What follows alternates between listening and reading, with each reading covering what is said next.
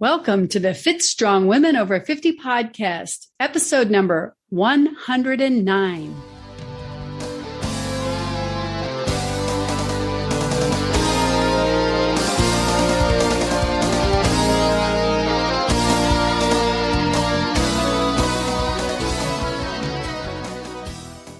Hi, I'm Chris.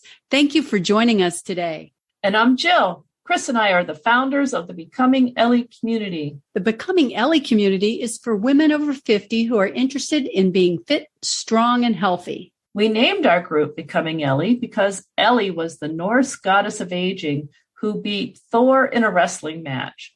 Chris and I thought, hey, we want to be like Ellie. You can find out more about the Becoming Ellie community and sign up for our newsletter at our website, becomingellie.com. And Ellie is spelled E-L-L-I. Chris, one thing that I love about doing this podcast is that we get to talk to a variety of women who are doing really incredible things. And I think today's guest falls into that category. Yes, Carol Simpson is just amazing. She's 77 years old and is climbing rocks and teaching yoga. I know our listeners are going to love hearing what she has to say.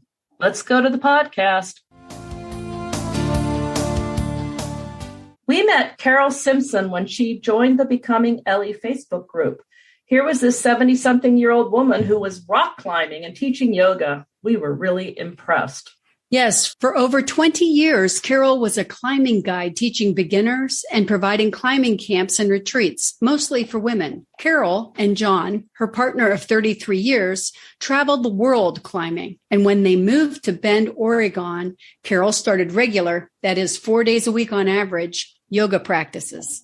Carol has been certified in Bikram Yoga, Yin Yoga, AMGA, Rock Guide, and ACE Personal Training. Carol has dealt with some significant health issues over the past decade, but has persevered, and she continues to climb rocks and teach yoga in her studio. Here's a quote from Carol that she sent us after listening to this podcast. I want to be an inspiration to all women of all ages who want to keep pushing for their physical and mental health.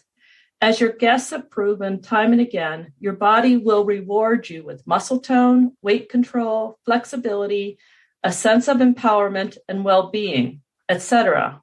ad infinitum. How much is that worth? Fit Over 50 is the purpose for your wonderful podcast. My input is you are so young when you're 50 that you can do practically anything. Go for it. The same for over 60 and 70. Just realize that it gets harder as you get older, but don't let that stop you. I don't know about over 80 yet, but I'm ready and excited to see how much I can accomplish. No limits. Welcome, Carol. We are so glad that you have joined us. Thank you so much, Chris, and it's a delight to be here. Well, yes, thank you so much. I've been really looking forward to talking with you. Maybe we should start with the basics, and that is, what exactly is rock climbing? And what is that? Is it the same as mountain climbing, or what do you do? Fantastic question, because everybody thinks they're the same thing, and they're not. They're totally two different sports. And mountain climbing is slogging up a mountain like Mount Whitney, which is in our backyard here, is 14,000 feet. So that's a long trip. And rock climbing is simply climbing on rocks that are too high to just climb without ropes and gear and all the things that you need. But it's great for strengthening your body and strengthening your mind and giving you a feeling of empowerment. When I've seen people on television with the ropes and pulleys and things climbing their way up the side of a sheer sheet of rock, that's what you're doing? Yep. And then you have to come back down too, I would gather. Yes, but mostly, you're talking about maybe the people who do El Cap in Yosemite, that sort of thing. But I'm mostly a cragger, we call it, which is just going up maybe 90, 100 feet and then coming back down. Okay. The sport of it, it's all fun and all great. And when you do big walls like you're talking about, it's It's just too much. I just want to have fun. When you got into rock climbing, that must have totally changed your life. How did you get into rock climbing? Okay, I was on a ski lift talking to a friend, and he was a climber, and I was 42. And so your question, I think it was Jill that asked, what is rock climbing? He said he was a rock climber. And I said, what is a rock climber? I did not know. So he said, well, I'll show you if you want to come out to Great Falls, which is in Virginia, where I lived at the time. And I went out with him, and it changed. That first climb I did, and I couldn't do any more after that. I was too overridden with endorphins and adrenaline, and it changed my life right there in that moment when I got to the top of that climb. Wow. So how much of it is holding with your fingers? Like, do you have to have really strong fingers? Well, it doesn't hurt when you get on the harder grades, but in the beginning, and I did so many women's camps, and the women were, they weren't strong and burly, muscular stuff. They were just regular women. And I taught them that women climb differently than men. We have more flexibility, particularly in the hip area for childbirth, and we have a lower center of gravity. So therefore, our balance is better. So we do have that advantage. I've never been able to do a pull-up in my whole life, but I've climbed at elite level climbs. So it doesn't have to be strength. Everyone thinks that, but it's more about balance and flexibility and movement. I consider it like dance. It's very much like dance, except on the side of a rock. And you must not be afraid of heights. Not at all. Okay. Don't put me in a cave, though. I don't even like tunnels. But you can dangle me 3,000 feet in the air and I'm fine. Wow. Okay. The dangling part might worry me. Well, you sit on the edge of a cliff and hang your feet over the edge and see how that feels. Okay. Yeah. And my sister's afraid to stand up on a step ladder. So we have different DNA, I guess. Oh, that's funny. How did you actually change your life as a result of all of this? Well, I just started climbing all the time. I have that personality type. When I started running, I ran like a fool, and then cycling long distance everywhere. I tend to go nuts over things, but climbing and yoga have been it for me. Yeah, those are the two things that I've kind of settled on in life. And as to how it changed my life, more climbing and more going out west, trips out west to climb, because there's a lot more climbing out here, or there is now. In those days, a lot of the big climbing areas back east were not developed. So we'd come out here to Joshua Tree in California or Yosemite Valley or Colorado and climb. It just got in my blood. And, I had a career as an interior designer in DC. I started climbing, and I'd come into presentations with architects and developers, and I'd have scabs all over, my elbows. And because when you first start climbing, you're going to bang some stuff up.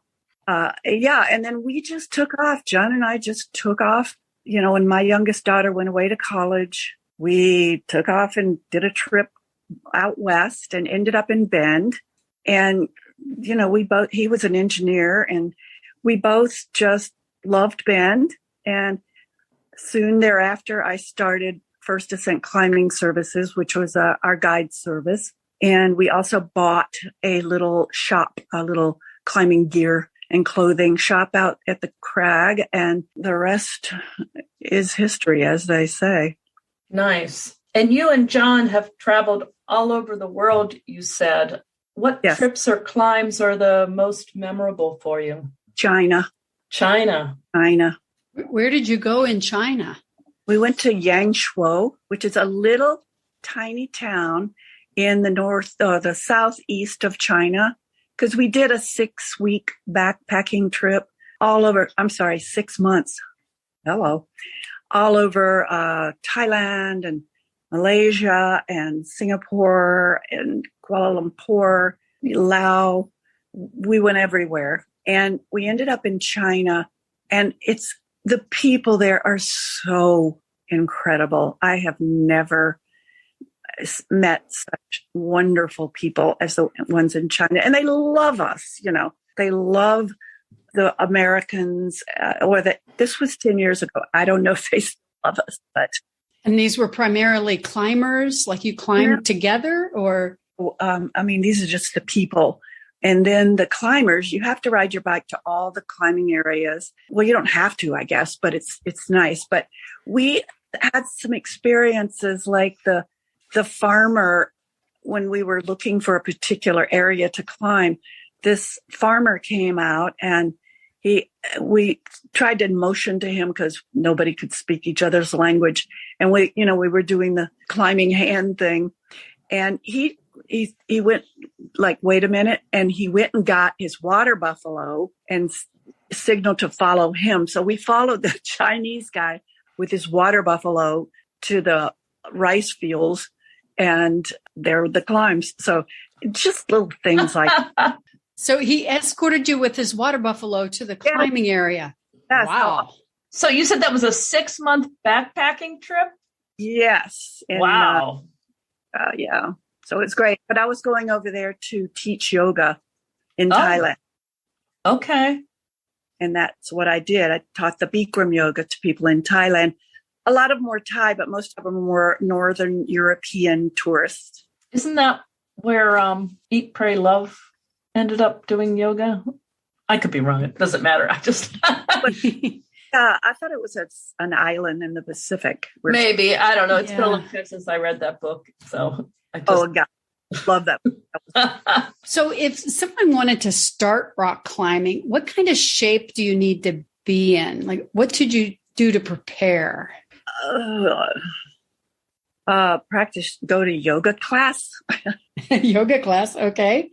No, I'm on my soapbox about yoga, but I'm telling you right now that the only reason I'm climbing the age of 77 is because I practice yoga.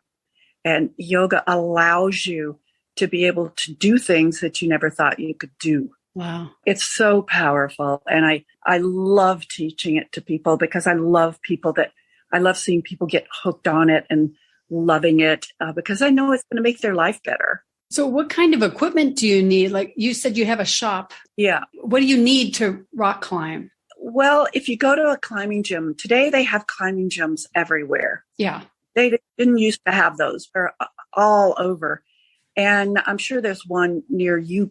Well, my gym actually has a climbing wall, and I am embarrassed to say I got up 4 feet and I thought I was at the top practically because I was so scared. Well, you got us scared sometimes. I heard Deirdre say that this morning, and that's what I always say. It's so good to scare yourself. Or it's true, because when I got off the wall, I had this incredible feeling of accomplishment. I was so proud of myself. And then when I really looked where my feet were, they weren't very high. I mean, but it did do a lot of the adrenaline, or I don't know, it just was a great feeling. Yes. And you cannot describe it to somebody that hasn't tried. But even going up 4 feet, it's still pushing your boundaries, right? Mm-hmm. We got to keep doing that. Yeah. So you would say they should start by going to a rock wall, some sort of climbing studio, a climbing gym. Take a beginner class there, and they have people that, it's usually kids, but they have people that can walk you through how to climb, how to belay. You need a harness. You need climbing shoes. It's not that much, really. All you need is a harness and climbing shoes. If you know somebody that's got a rope and that can go up first, that's called lead, L-E-A-D climbing. Lead climbing. I mean, the lead climber is the most at risk for falling. Sure. I guess that makes sense. Well, it's hard to visualize because sometimes with cracks, you have to put your own gear in. You put these cams or stoppers in the rock that'll hold a Volkswagen bus. If you fall, they expand. Or there's more likely bolted routes where there's bolts drilled into the rocks. and they're all over everywhere, bolted climbing areas. There's one, I don't think you're that close to Lexington, but there's a great climbing area outside of Lexington called the Red River Gorge. Oh, yeah. You heard of it? Yeah. Well, maybe I'm thinking of the New River Gorge. It's a new national park. New River Gorge, and there's Red River Gorge. Yeah, I've been to New River Gorge. That's in West Virginia. Right. It probably has some good rock climbing in there. Oh, my goodness. That's where I cut my teeth. Oh, you cut your teeth.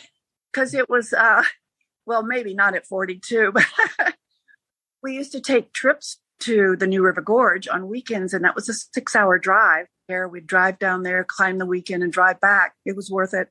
Had an area near DC on the Potomac that was a little practice area. It was only maybe 50 feet high at the most, but you could just throw it's called a top rope, where from the top, you drop a rope down and anchor it so that you can climb on it. But you need to try it, both of you. I mean, really, it would be fun. Get together and go. Yeah.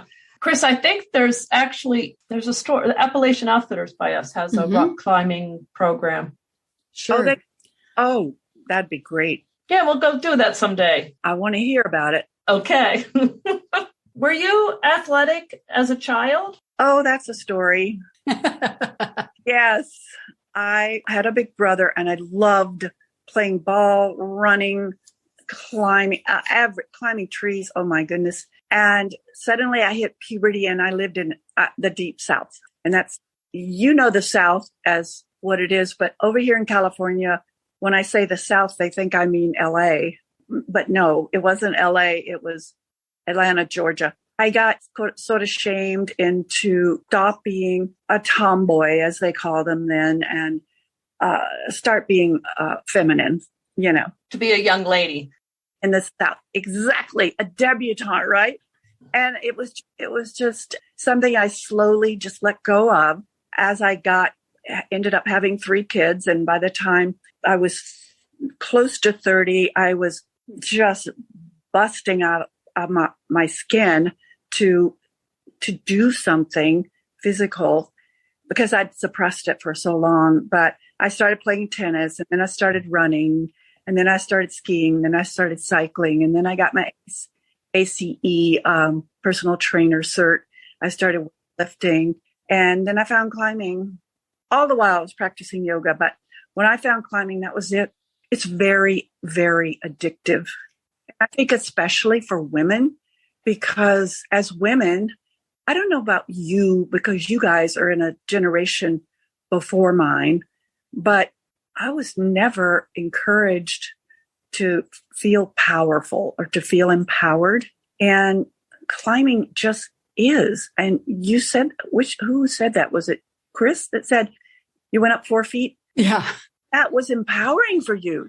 It's very empowering, right? Yeah. And every time you do a climb that's harder and harder, it just feels that much better. Well, I should jump in at this point and say I'm not really that much younger than you. I'm 65. So, I'm not a whole generation for sure, but I do remember the same thing. All of a sudden, you get into, we call it a junior high, not middle school, but, you have to be, less of a tomboy. And I was also a tomboy and loved to ride my bicycle everywhere. And it wasn't until I got involved with bicycling, I had that same feeling back, that power, that I call it flow, where time just goes past because you're concentrating on what you're doing and having a ball. And you must feel that way about, you're in the zone. Sometimes you go out climbing and you have a high gravity day, we call it, which it means you just can't make the moves. And then other days you're in the zone and you just could do anything.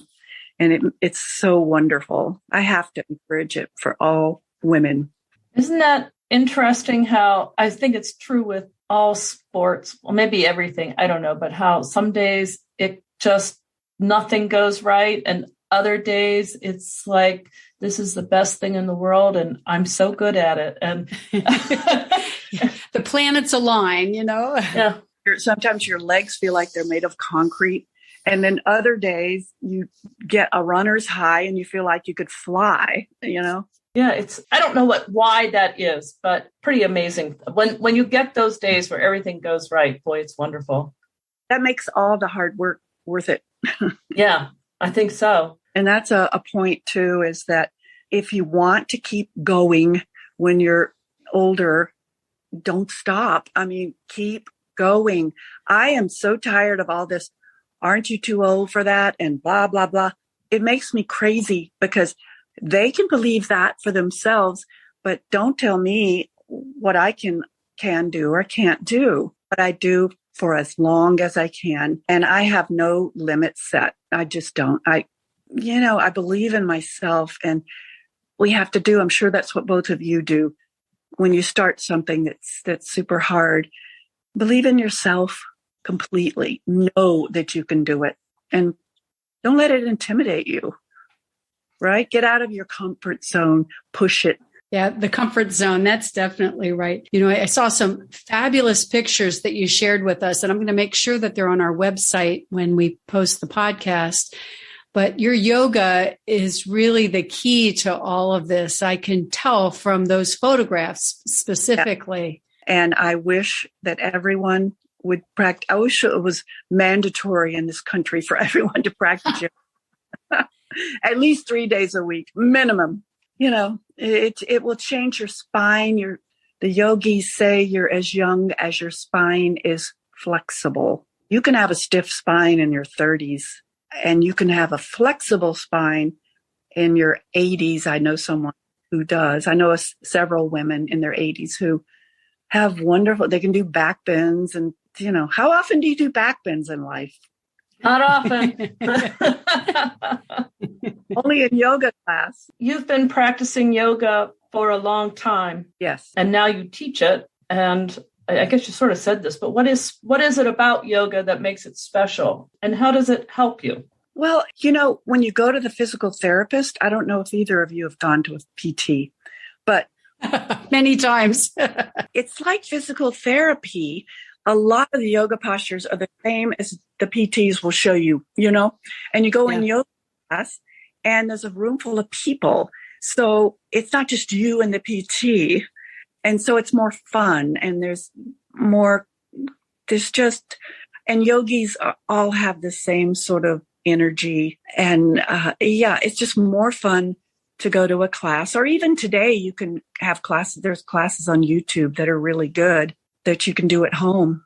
Yeah. And the thing about yoga that I love is it's not static. It's dynamic. That's really important, particularly like if you're a runner, you guys run.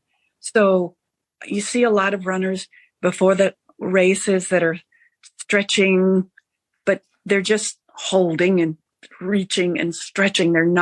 It's not dynamic. If you've ever seen downward dog, you're up and downward dog, and your hamstrings, you're pumping out your heels to get your hamstrings open, and you're getting your back in the right position. So it's dynamic. You're moving. And it's a much better warm-up than a static warm-up. There's a saying, yoga does a lot for your running, and running does nothing for your yoga.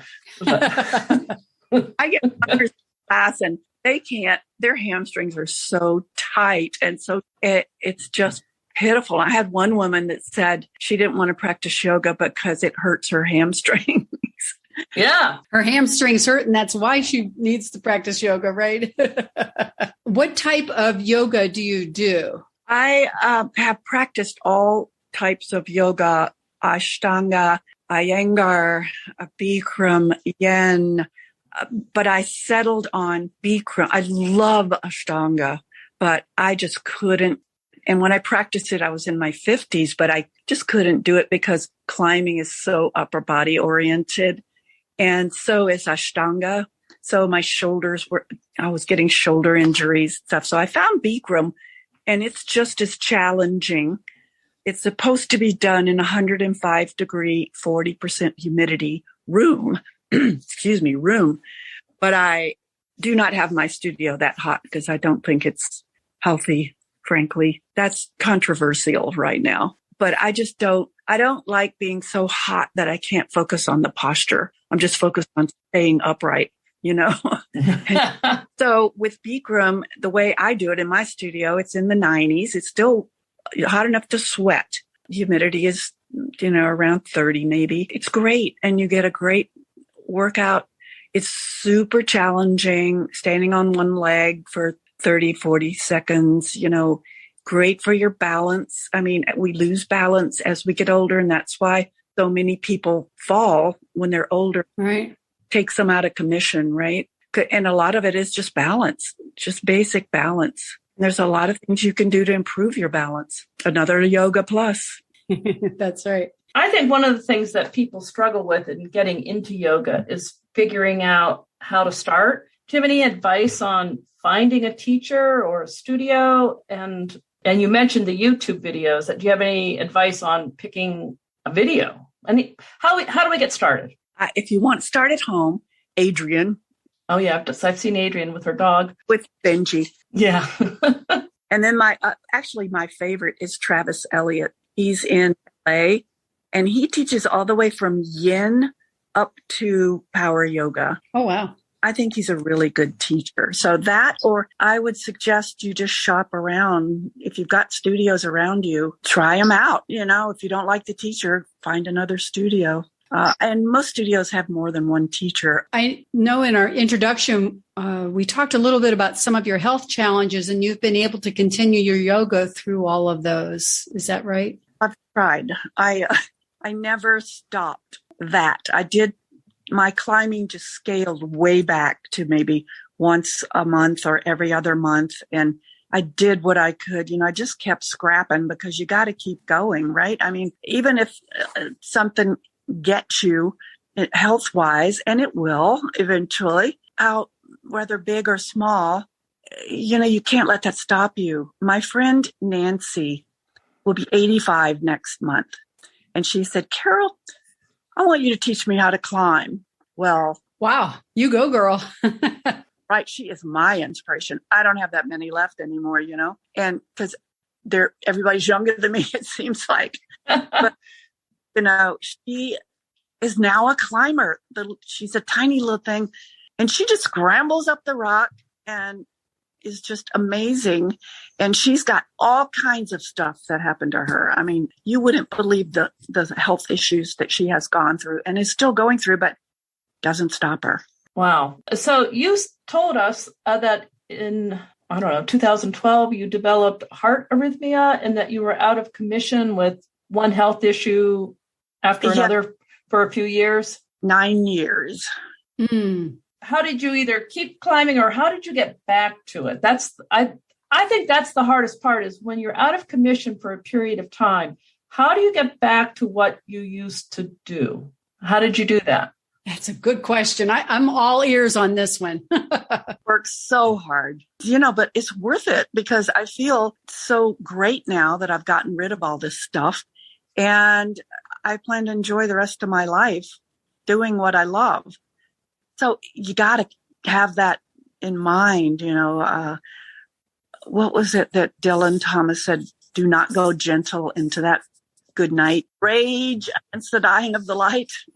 So I'm raging because, but I mean, the answer to your question about getting through it was modern medicine. And I can tell you, I'm very much of a believer in modern medicine and Western medicine. And I might be a yoga teacher, but I do not think that the healing modalities of other, say, Ayurveda or something, I don't think it's the same. I was cared for by wonderful doctors and it was great. And the arrhythmia, honest to God, I believe was started by the super hot Bikram studios, because it saps your body of your electrolytes and the make your heart function. And after a particularly dehydrating day, I ended up, going into an arrhythmia. So I would not, that's another reason I don't recommend those hot studios. But, I actually, in my training, it was 9 weeks in Acapulco, and it was in the rainy season in the basement. And it would get up to 130 degrees. Oh, wow. That's really hot. It was awful. And you do 2 90-minute classes a day, plus all the other lectures and posture clinic stuff. And hauling these young men out of there, like 20s, 30s, just because they were passing out. But me, I was 64 and I never left the room. So there you go.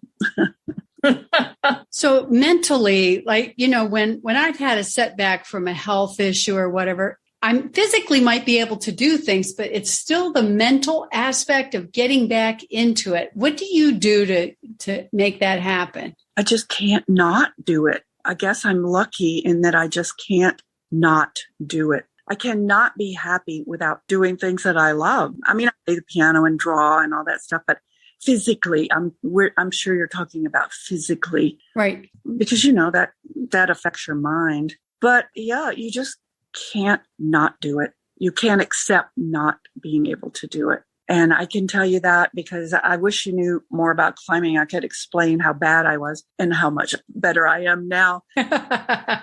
Well, I know you had the heart issues and you've mentioned hyperparathyroidism, concussion, and you had COVID. Yes. But now you're back and you're climbing.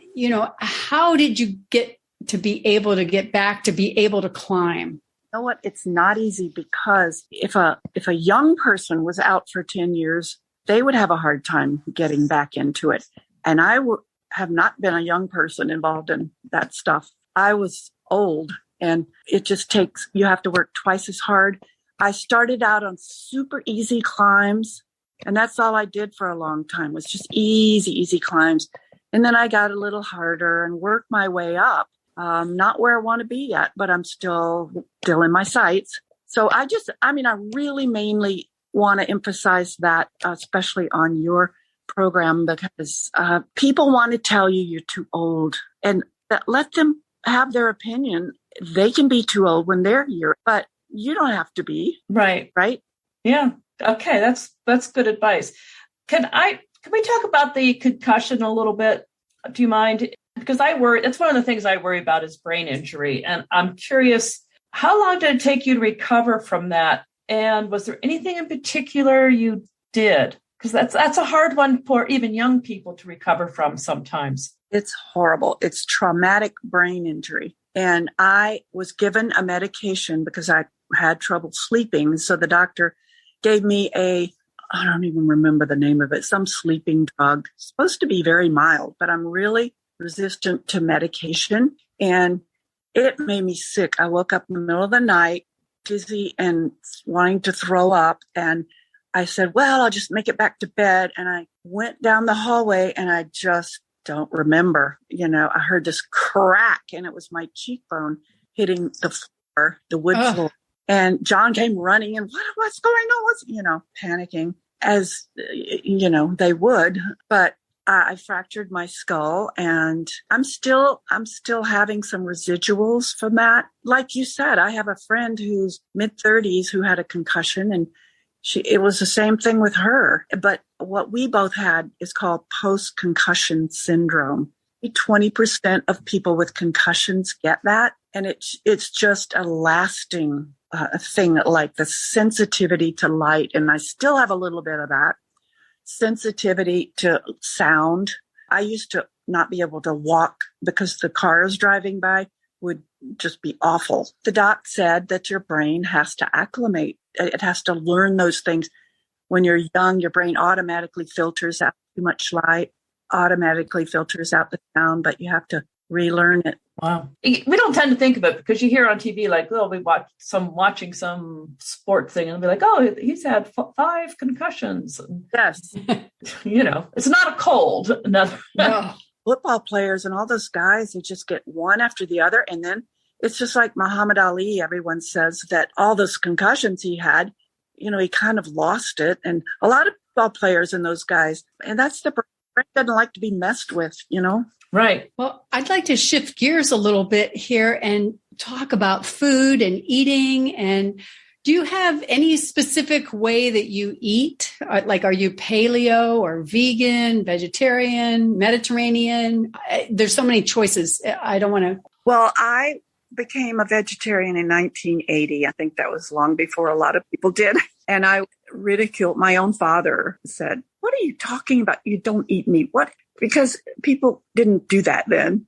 And then I sort of started, well, when I started climbing, I realized that people actually who do a lot of athletic activities need more protein, particularly as you get older. Right. I didn't want to go to some diet paleo, whatever the name du jour of the latest diet is, because I went through that Atkins phase many years ago, and I went through all that, and I just decided to eat less and eat what I want. And that's what I do. I mean, and it took a long time to get, I tell my yoga students, you got to have patience to wait for things to happen. Somebody said to me recently, I've got to lose 20 pounds before I come back home in 2 weeks. Oh, 2 weeks. I know. I mean, that's really unreasonable and it's really unhealthy.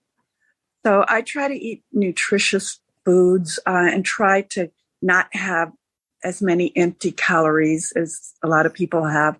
Avoid sugar. You can't completely avoid sugar because it's in everything. But are you still a vegetarian?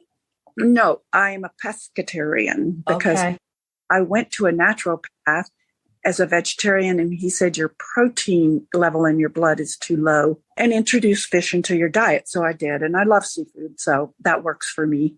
Yeah. It's hard enough to get enough protein into your diet without also eliminating really all of the sort of easier sources of it. In food, yeah. I mean, the vegans, which is really the most strict of all, I don't know how they get enough protein. But vegetarians, if you are lacto-ovo, you can drink milk, and eggs are a wonderful source of protein. Right, they are. So what does an average day look like for you food-wise? Like, what do you eat? Breakfast, lunch, dinner. I have oatmeal for breakfast with some fruit and coffee, of course, very important. The first thing I do is get up and have my glass of sunshine. I tell my grandkids, because orange juice makes me happy. So I feel like it's my glass of sunshine. Then I have oatmeal or some lower sugar cereal. Trader Joe's has some good ones. Sometimes I'll have a bagel and cream cheese. So I don't like in China, they eat noodle bowls and things for breakfast, and I don't like a heavy food in the morning. So just, but a good, well-balanced breakfast, and maybe in the warm weather smoothies for lunch, or I just had cottage cheese and grapes and bananas for lunch today. And then dinner, John eats chicken. So if he has chicken, I make him cook it because I don't want to cook chicken. And we'll have fish, or I subscribe to one of these food delivery services, which is the best thing that's ever happened to me because I don't have time to plan meals every night. I just don't like it. I don't want to do it anymore. I've done it for so many years. They send you food, and it's all the way from New York, and it's still fresh because they have this kind of new style coolant that they use that keeps things cold, even seafood fresh. And so those are great. The other thing I'd recommend is a MyFitnessPal app. It's called MyFitnessPal, and it's an app that you can get that you just scan. Most foods have a barcode on the back or underneath, and you scan the food, and you just plug in foods that can't be scanned. And at the end of the day, it gives you all your macronutrients and micronutrients that you had for the day. Protein, carbohydrates, and it's great because I was not getting enough protein, and I didn't know that until I checked out that app. It's great. So that way you can at least see what you're actually eating. Yes, exactly. Think you're eating this and that, but yeah, it's amazing when you start looking at the nutrients. It's like, this isn't quite as healthy a diet as I thought it was. Bars that people eat, they're just chock full of sugar. Oh, the protein, right? Yeah. Gatorade is mostly sugar, and it's got about the same amount of potassium as a quarter of a banana. I'll just eat a banana, and drink water. Everybody's into Gatorade, but read the label and see how much calcium, potassium, sodium, and the electrolytes is in there. Yeah. Yeah. I guess people like to take a glass of water now and put the pink Himalayan salt to it for their electrolytes. So salty water. Salt water, right? Yeah. My mom used to have me gargle with that when I was a kid, curing my throat, remember? Yeah. Oh, yeah. We did that for sure. So do you have any go-to recipe that you make, like when you're, a real busy day and you need to throw together a meal quickly? Is there something that's kind of your standard, this is what I love to eat, that you'd be willing to share with us? Can't even think of anything. Oh, actually, when I saw this movie years ago called Life is Beautiful, remember that movie? He was in, or somebody in the movie was at a sidewalk cafe with a tossed salad and a sliced smoked salmon. And that looked so good to me. I started making it. And now it is a kind of a go-to thing for me. And when it's warm, particularly. What kind of dressing do you put on it? It's been a while since I've had it because it just now got hot here. But now that I'm talking about it, I think I want to have it again. I'm trying to remember that. I guess you could just put any type of dressing you want, but just make sure. Or oil and vinegar. I mean, basmati vinegar. And it's got good fat and it's got no sugar. Great. So if our listeners would like to see what you're up to, where would they find you? I'm on Instagram at Carol Simpson Climbing, and I'm on Facebook as just Carol Simpson, but that's a common name. You're going to get a lot of Carol. Having done a search for you, I can tell you that there are a lot of Carol Simpsons, and you need to work on something because you did not come out on top of the list. I'm more on Instagram than Facebook, but okay. But that and Yoga in the Courtyard is my yoga studio, and I'd love to have people, make comments or give me a like or something, All right, will do. And you did join the Becoming Ellie Facebook group. Oh, I did. So any of our members can find you there. Yes. Right. Well, we'll make sure that we put links in the show notes so that people can get to your Instagram and to your Yoga in the Courtyard pages. That would be great. Yeah, that's awesome. And tell all those people who are anywhere near Lone Pine, which is not near anything except Mount Whit, to come and see me and take a yoga class. Okay. On first one. That's awesome. Well, thank you so much. We really appreciate you talking with us today. Yes.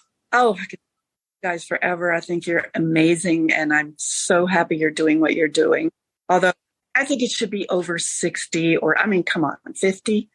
Well, the reason we chose 50, well, at least I did, that is when I had a major wake-up call. I went to the doctor, and I thought he was going to write a prescription for the old, colonoscopy. But instead, he told me, Chris, you need to lose weight. And I was very overweight at that point and didn't really realize it because it had crept up very slowly over the years. And so I really started my health and fitness journey at 50. So that's where we picked 50. And the 50, yes. So you are absolutely correct that women when they are 50 can do anything. They could do anything. Yes. Yes. But I think that's also a time, and yes, we've actually said that. We could have started this for women over 60, but it's the time when for a lot of women, they begin to think about their focus changes a bit so that they can begin to think about their own health and their own kids, that sort of thing. Yeah. So that's why we could, there could be. No, I picked lots of numbers, but you're right. Because 50 sounds so young to me. It is in many ways, but there was a reason for picking 50. But, we've talked to people who say, well, it should be 45, but.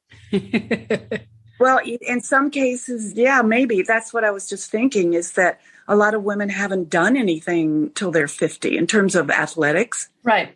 Well, you get so busy with work and with children and, you get caught up with life and you really don't have a second to breathe sometimes, Yeah. And then you can think about yourself. Right when I always say that women become invisible at a certain age. Yeah.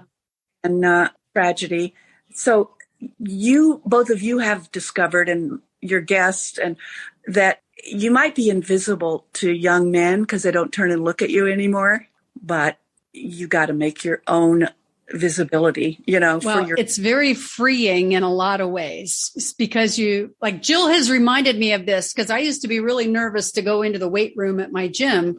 And she's like, this is the chance you have because they don't even notice, which is true. They don't care that you're there. They think nothing of you. I mean, literally, they think nothing of you.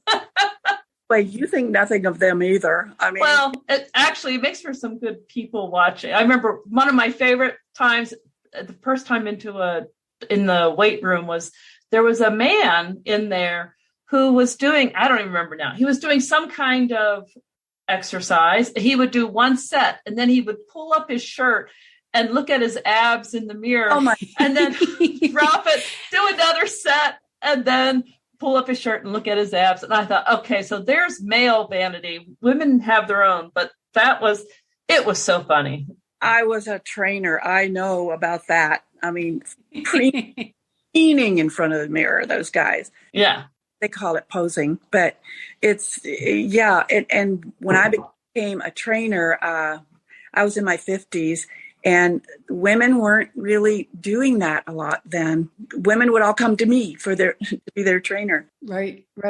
Big muscle-filled dudes, in those days. It's different now. It is different. But, and then I go in the gym and I see these young women, they just are in there doing it's wonderful. I love seeing that.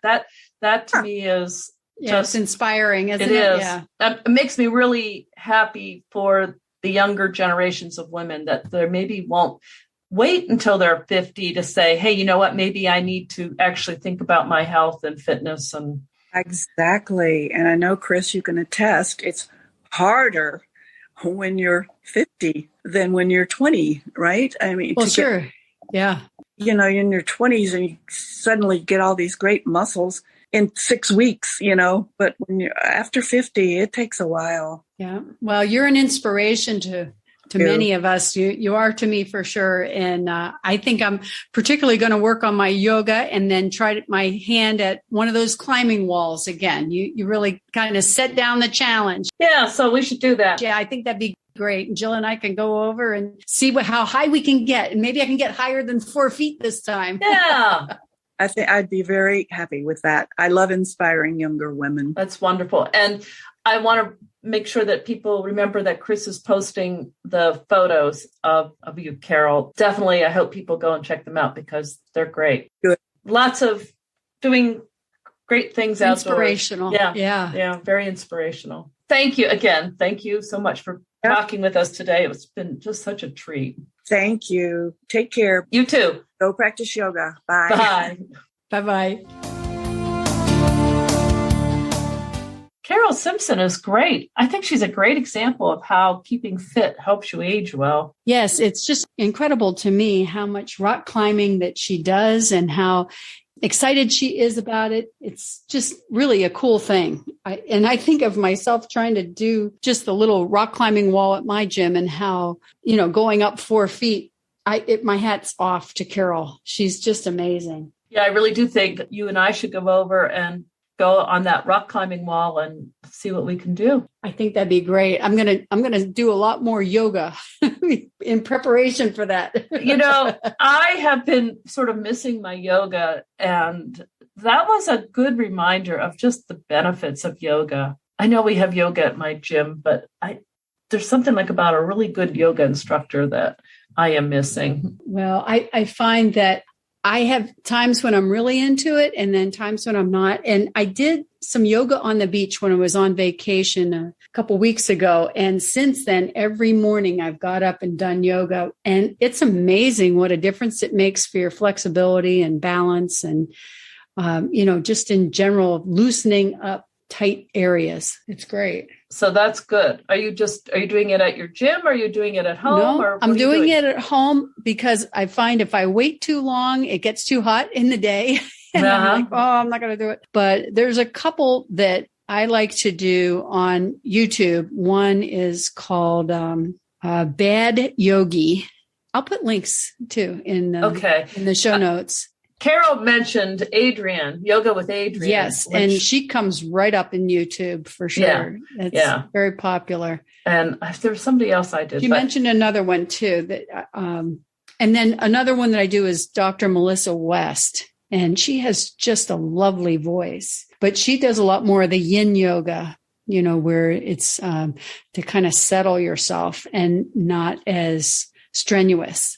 So, different people specialize in different areas. I think. Right. And I think there's advantages to all of them. For sure. And I think Carol's point of adjusting as you go, if you decide I used to like really hot yoga and now I don't, that's fine. That's good. We can all change what we do. Yeah. I saw your thing about yoga on the beach, and it made me think about when I went on a couple of years ago, I went to South Carolina and I found a place. They were doing yoga in the park for the summer. So I went because, what do I know? I didn't have I just went, and it was delightful because it was outside, and it's like such a nice little thing to do when you're vacationing is look for opportunities for things like yoga on the beach, yoga in the park. It's memorable too. It's a fun thing to do on your vacation for sure. Yes. It's like finding a 5K that you want to do while you're on your vacation, but exactly. Something, it's always fun to find something like that. Well, I'd like to hear from our listeners. If you want to share your rock climbing experiences or, any kind of experience that you've had recently on vacation that has to do with staying fit and healthy, we'd love to hear from you. Please reach out and let us know, or I should say, and if you enjoyed today's episode, please tell a friend and forward the link to them as well. Yes, that'd be great. You can reach us at our website, becomingellie.com, or any of our social media accounts. You can find us on Facebook, Instagram, Twitter, Pinterest, YouTube, and LinkedIn. Also, be sure to join our private Facebook group where we encourage and support each other. And today's guest, Carol, is a member there. So if you have a question for her, you could find her there. Well, it was great talking with you today, Jill. I'm really looking forward to our next episode of the Fit Strong Women Over 50 podcast. I am too. See you next time. Bye. Bye-bye.